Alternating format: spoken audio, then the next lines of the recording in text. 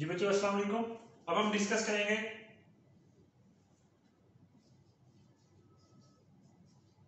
Growth या growth से मुराद reproduction. तो बैक्टीरिया में जो ग्रोथ है वो रिप्रोडक्शन को ही कहा है, ठीक है जी। तो बेसिकली ग्रोथ एंड रिप्रोडक्शन दो डिफरेंट टर्म्स होती हैं, लेकिन बैक्टीरिया में ग्रोथ से मुराद रिप्रोडक्शन ही है।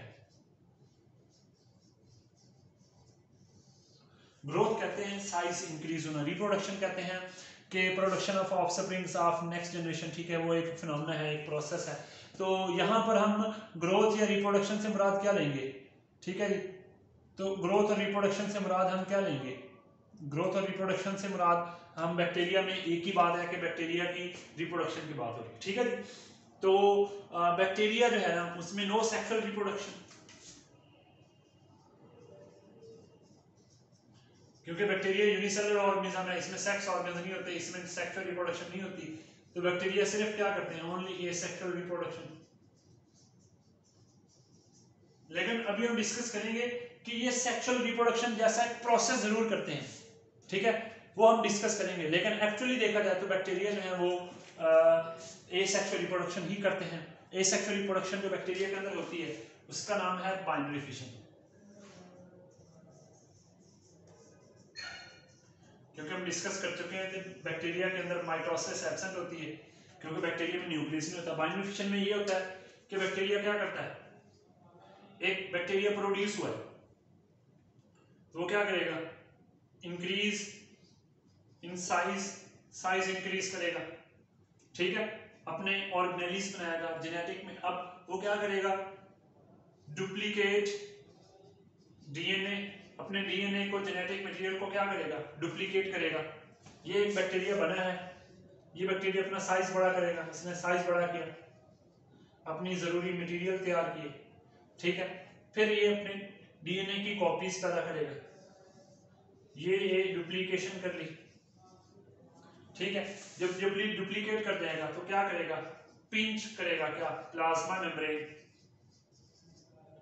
प्लाज्मा मेम्ब्रेन अंदर को पिंच होना शुरू हो जाएगी, यहां से प्लाज्मा मेम्ब्रेन अंदर को दबना शुरू हो जाएगी, ठीक है। इतनी पिंच हो जाएगी, पिंच प्लाज्मा मेम्ब्रेन इनवर्ड, फिर प्लाज्मा मेम्ब्रेन क्या हो जाएंगी, फ्यूज हो जाएंगी एंड सेपरेट कर देंगी टू बैक्टीरिया। वो बैक्टीरिया जो होते हैं बेसिकली डॉटर बैक्टीरिया होते हैं, इन्हें डॉटर सेल कहा जाता है। दो डॉटर सेल बन जाएंगे, ठीक है। इतनी पिंच हो जाएगी कि यहाँ पर फ्यूज हो जाएंगी कि एक बैक्टीरिया और ये दूसरा बैक्टीरिया, दो बैक्टीरिया बन जाएंगे। अब ये दोबारा बैक्टीरिया इस कंडीशन में जाएंगे और दोबारा से ये क्या करेंगे, ग्रोथ करेंगे। ग्रोथ करने के बाद फिर अपना जेनेटिक मटेरियल को इंक्रीज कर देंगे। टेक्स्ट बुक में इस चीज को डायग्राम के साथ शो किया जा सकता है। इसका मतलब एक बैक्टीरिया जब क्या हुआ पैदा हुआ, उसने अपना साइज बड़ा करना शुरू कर दिया, और साइज बड़ा करने के बाद उसने फिर जो है वो अपने जेनेटिक मटेरियल को डुप्लीकेट किया, जेनेटिक मटेरियल को सेपरेट कर लिया, दरमियान में प्लाज्मा मेम्ब्रेन पिंच होगी तो साइटोप्लाज्म भी सेपरेट हो गया।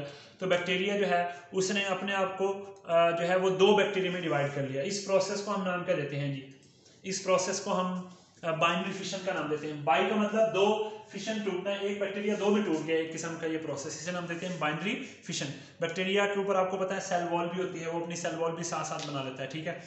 तो अब यहाँ पर एक बताया कि जो एक बैक्टीरिया पैदा हुआ और जब तक ये नया बैक्टीरिया पैदा नहीं कर देता, इस तक के टाइम को हम नाम देते हैं जनरेशन टाइम, ठीक है। तो अब यहाँ आपने डिफाइन करना है कि what is generation time.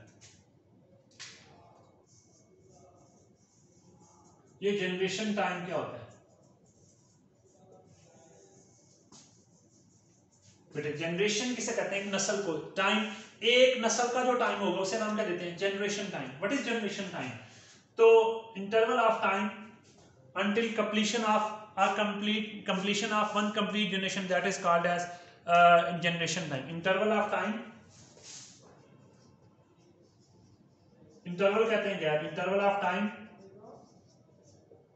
until completion of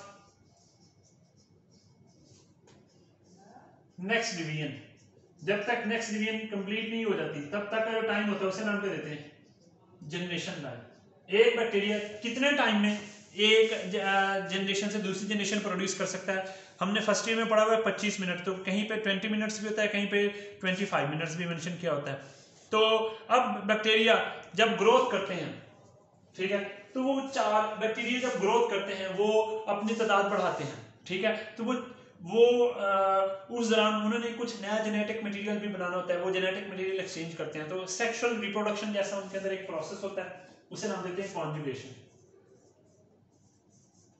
conjugation क्या होता है?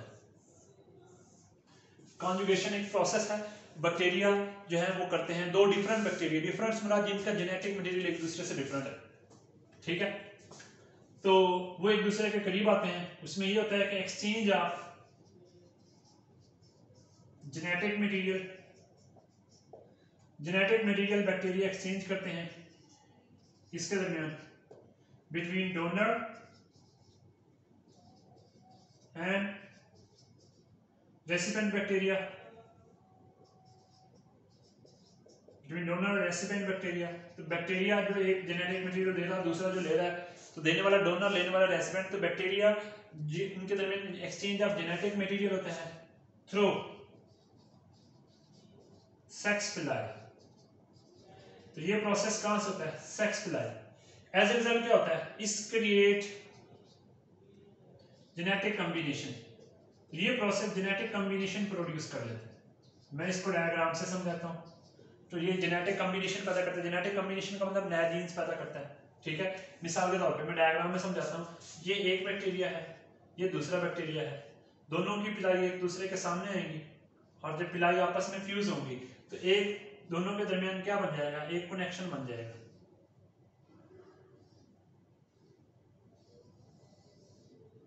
इसको हम नाम देते हैं सेक्स पिलाई। पिलाई होती है, अंदर से हॉलो होती है, पिलन प्रोटीन की बनी होती है। तो पिलाई आकर मिलती है, ये सेक्सुअल रिप्रोडक्शन जैसा प्रोसेस करवा रही है, इसलिए इन पिलाई को नाम देते हैं सेक्स पिलाई। अब ये होता है कि इसका जो जेनेटिक मटेरियल है और इसका जो जेनेटिक मटेरियल है, तो ये अपने अंदर जेनेटिक मटेरियल को क्या करेंगे? एक्सचेंज कर लेंगे, ठीक है, कि यहां से इसका जेनेटिक मटेरियल जो है वो इधर को आ जाएगा, तो अपना जेनेटिक, और ये थोड़ा सा जेनेटिक मटेरियल इधर भेज देंगे। तो दोनों ने जेनेटिक मटेरियल को क्या किया?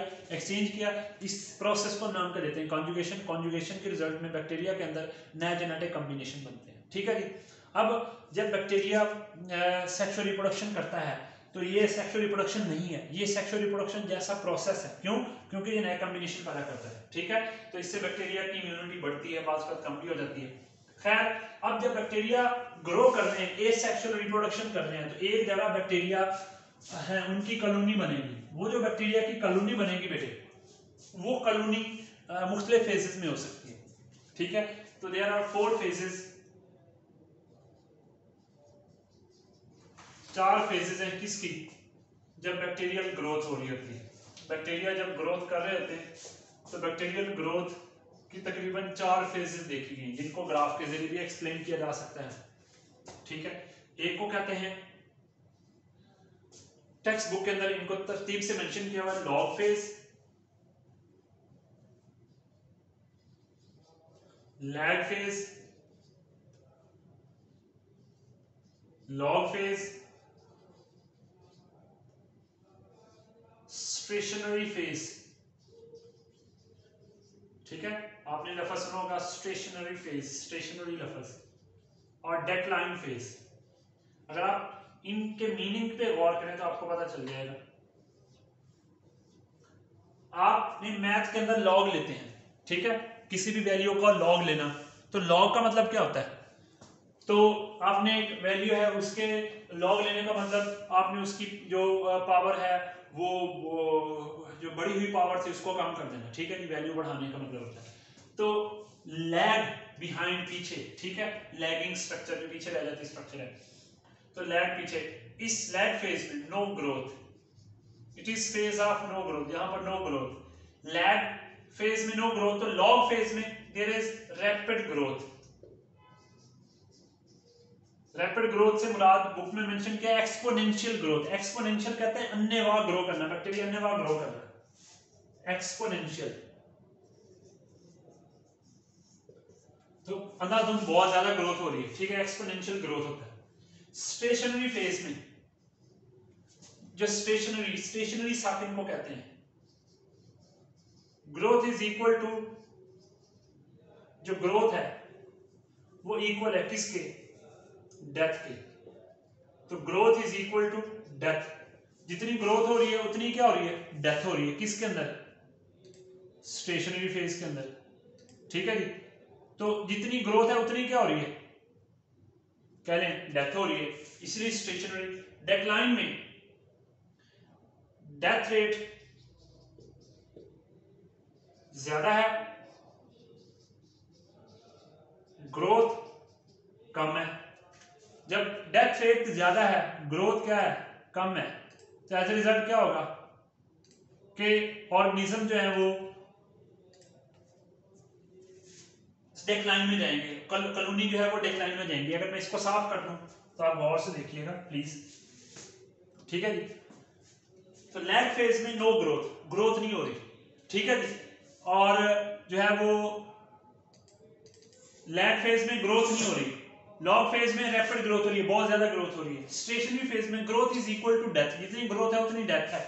और डेक्लाइन फेज में डेथ ज्यादा है, ग्रोथ कम है। अब जो पॉपुलेशन है, इसमें पॉपुलेशन जो है वो सेम रहेगी, क्योंकि ग्रोथ नहीं हो रही।